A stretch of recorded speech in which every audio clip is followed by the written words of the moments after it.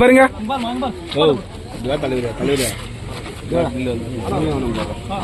கொஞ்சம் இருப்பா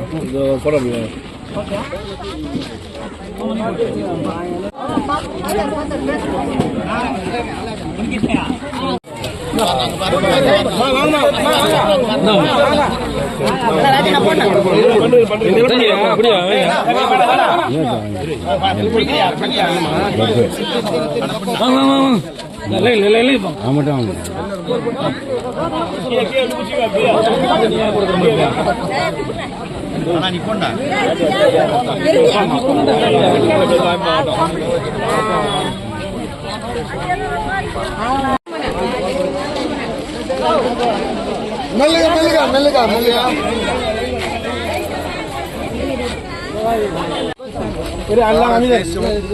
ప్రపంచాలంతా కూడా మెచ్చుకునే మహానాయకుడు, దళిత తేజం, దేవుడు, మనందరికీ కూడా ఆప్తులు. 70 సంవత్సరాలు పూర్తయినా కూడా ఈ భారతదేశ స్వతంత్రంలో డాక్టర్ బిఆర్ అంబేద్కర్ యొక్క నామం ప్రతి గ్రామంలో కూడా, ప్రతి పల్లెలో, ప్రతి పట్టణంలో కూడా తెలుసుకోవాలా. ప్రపంచ దేశాల్లో ఎన్నికైన మహానీయుడు, భారత రాజ్యాంగ నిర్మాత.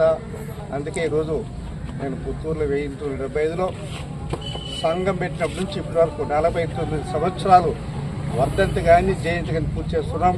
అలాగనే మన ప్రియతమ సత్యవతికి సంబంధించి నేను ఎంటర్ నుంచి 14 సంవత్సరాలుగా ఈ కార్యక్రమం జరిపించుకుంటాం.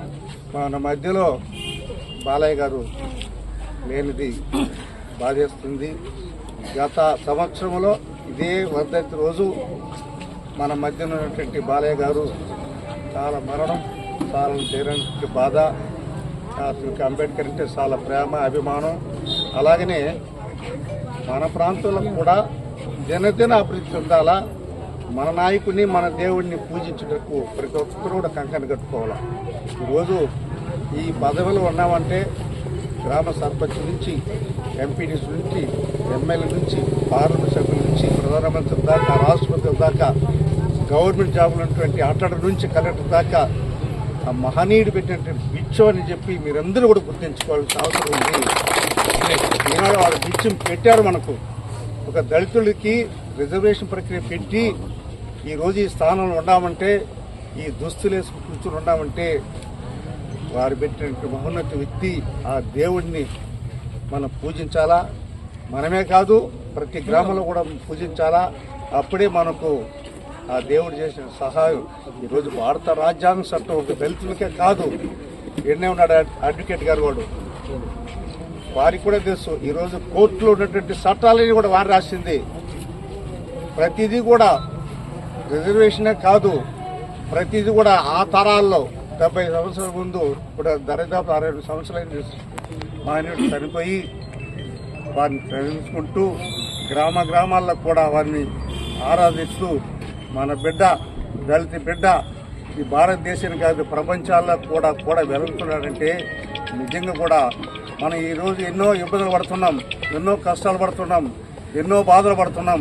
కానీ ఈ స్వతంత్రం వచ్చి 70 సంవత్సరాలు అయినప్పటికీ కూడా గతంలో వారు ఆ రోజుల్లో ఎలా ఉండుంటాడో దాన్ని గుర్తు చేసుకుంటే రాత్రులు నిద్రపోవడం లేదు. ఎలా చేసి ఉంటాడు ఆ రోజుల్లో, ఎలా రాజ్యాంగం రాసి ఉంటాడో